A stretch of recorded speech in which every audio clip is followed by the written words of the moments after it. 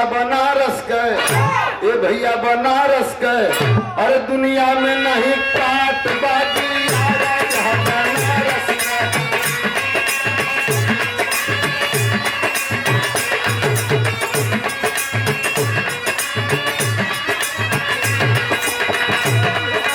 गढ़वा घाट ले, अस्सी घाट ले, जिनला 80 घाट बाकी राजा बनारस के। दुनिया में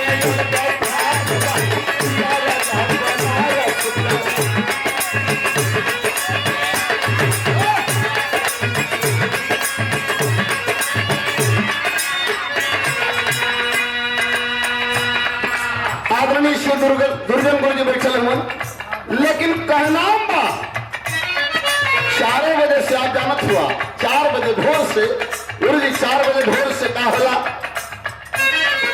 होत सवेरे चले ले जब्बल टहरन वाली ठेली।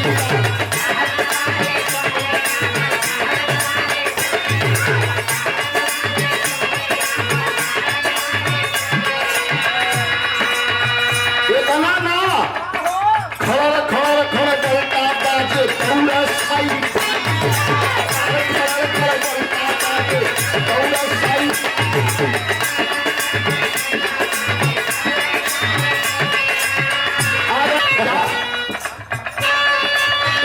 सवेरे चले ले जब्बल टहरन वाली टहरन वाली टोलिया।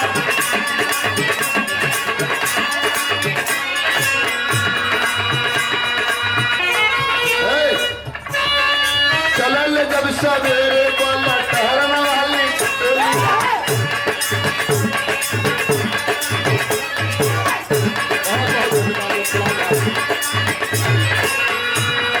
खड़ खड़ खड़ बोलता बाजे भौया साई, खड़ खड़ खड़ बोलता बाजे भौया साई।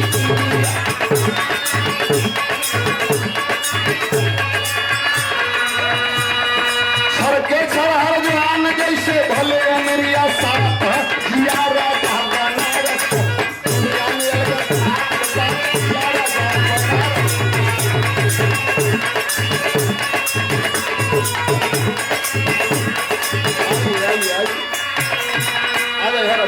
आदरणीय श्री प्यारे लाल यादव कवि जी के कलम से लिखल गई लाइन का है,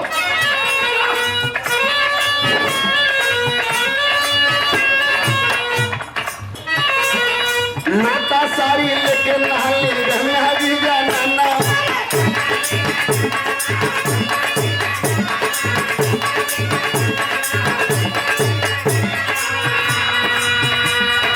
देह बड़ा मैं नारी मर के चल मर करना।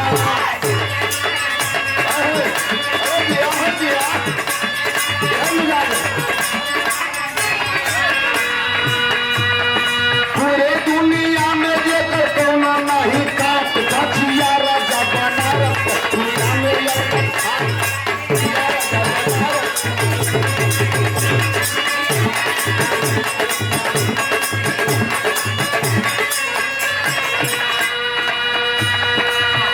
यहाँ कलसी पूरे विश्व में 1 नंबर पर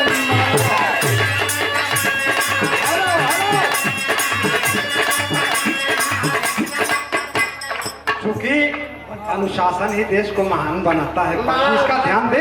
आपकी गीतें बड़ी अच्छी रही हैं, मैं स्वागत करता हूं, क्योंकि समय का ध्यान देंगे।